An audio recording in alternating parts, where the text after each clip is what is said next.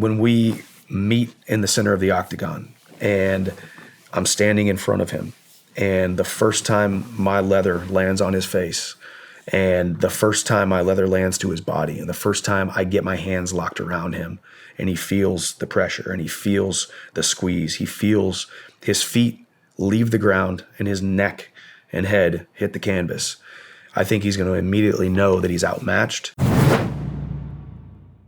What I need to work on for this fight is continue to be the best version of myself, maybe a little bit more tactical, realizing that I've earned this, realize that I am the better fighter, I am the tougher fighter, I am the guy who deserves it more. Whether that be getting in his face, putting him up against the cage, picking him up, putting him down, wilting his spirit a little bit more, taking the wind out of his sails a little bit more. I don't need to be getting into a firefight with a guy who has got a bigger rifle than me, right? I think I hit harder than he does. I think I would venture to say his time out of the cage has lent itself to his timing not being what it used to be, his movement not being what it used to be, his reflexes not being what they used to be. He's being out of the cage now it'll be 3 years by the time we fight. So I'm just gonna, from the first exchange, hit him with big punches, make him second guess himself, keep my hands up a little bit more than I have in the past. Pick him up, put him down if I want to, choke him if I want to, go out there and get the finish and just absolutely outclass and dominate him, because I've deserved this and I've earned this. What do you think he needs to work on? When he gets back into the training cycle, he's gonna be exactly who I think Conor has been when he was in his heyday. When you watch the combinations he put on Eddie Alvarez, his ability to just barely miss a punch and then fire back with 2 or 3, catching guys off guard, great angles, fast left hand, powerful left hand, southpaw, his movement and his navigation and negotiation of the distance between us two. That's where he thinks he can excel. That's where he can excel if I'm not on the top of my game and we don't have our game plan right where we need to be to suck all the oxygen out of the octagon. The goal is to suck all of the oxygen out of the octagon. He's already ready to drown with the lifestyle that he has lived and the work that he has not put in over the last couple of years. I believe we suck the oxygen out of the octagon. He looks for the exit sign somewhere in the second round, and I usher him toward the door. I'm sure you're visualizing the fight already. I mean, is this, would you consider this to be your biggest fight ever?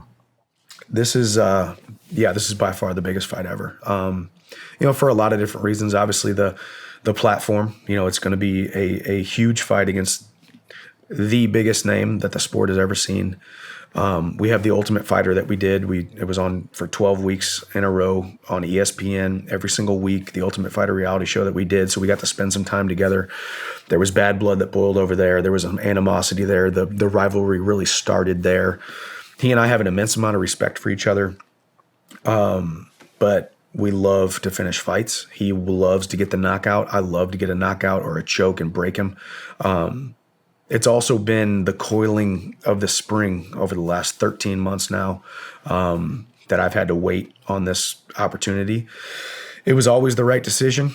I have battled the critics, I've heard the critics. A lot of people, and it's a compliment, people want to see me fight because of what I bring to the octagon, the excitement that I bring to the platform and the stage. But this was always the fight that was going to happen. This was always the dotted line that we signed on. This was always the opponent. This was always the showdown. This was always the comeback that people want to see for him. And this is also the manifestation and the marination of what we have been waiting for this entire last year, all of 2023, building this thing. And now in the summer of 2024, the biggest fight in the last decade, I believe, is happening. And it's about to be a really fun one. And it's the greatest moment of opportunity for me. And I have to ask that question, Michael, are you enough? And I wouldn't have been ready 5 years ago, wouldn't have been ready 2 years ago, wouldn't have been ready a decade ago, but I am ready. And I was born for a time such as this. And it's about to be absolutely masterful. And the whole world gets to see it. How many times have you visualized how this goes? Right now, couple thousand probably. How does it go in your head? Man, I think like I say, you can have a ton of respect for somebody, and you can even have admiration for somebody.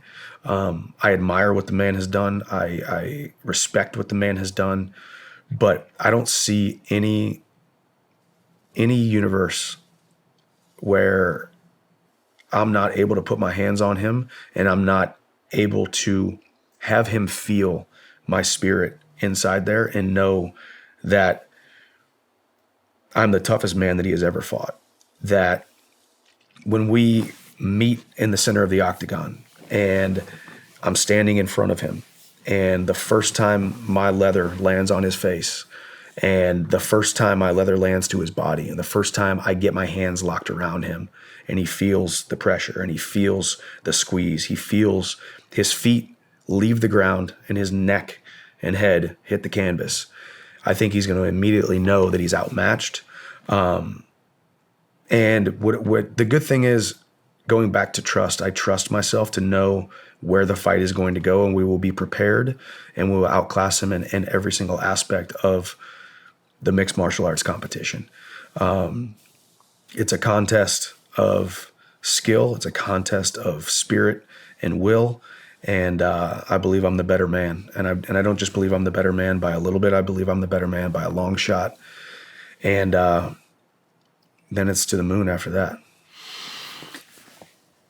I'm sure Conor's going to watch this. I'm sure he's watching everything you're doing up to the fight. And so what I want to ask you is, what do you have to say to Conor McGregor right now?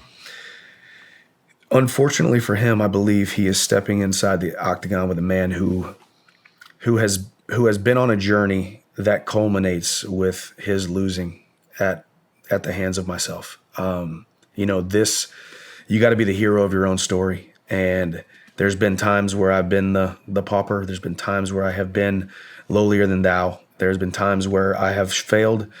But every single aspect of my journey has led me to the greatest moment of opportunity. This is so much bigger than mixed martial arts. This is so much bigger than the UFC. This is so much bigger than the X's and O's and punches and kicks and knees and elbows. This is a man versus another man, and one man has earned it, and one man knows that he hasn't. One man that will talk a big game and get the people behind him, but in the confines of his own mind, in the confines of his own home, when in the quiet moments, he knows he hasn't earned it.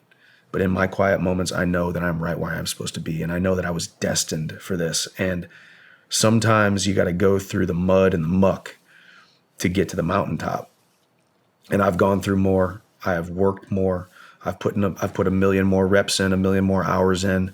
I don't just talk a big game. I do the work. And I just truly believe I'm not just the better athlete. I believe I'm the better man in this scenario. And it's time that the good guy wins. It's time that the better man wins. And that's where I'm at. And it's an unwavering confidence and belief in myself, trying not to go overboard with the narcissism and the self-gloating. But I was born for a time such as this, and I will absolutely break this man, and the whole world is going to get to see it. And it's going to be the best moment of my professional life. No matter where you're watching Shawn Ryan Show from, if you get anything out of this, please like, comment, subscribe, and most importantly, share this everywhere you possibly can. And if you're feeling extra generous, please leave us a review on Apple and Spotify podcasts.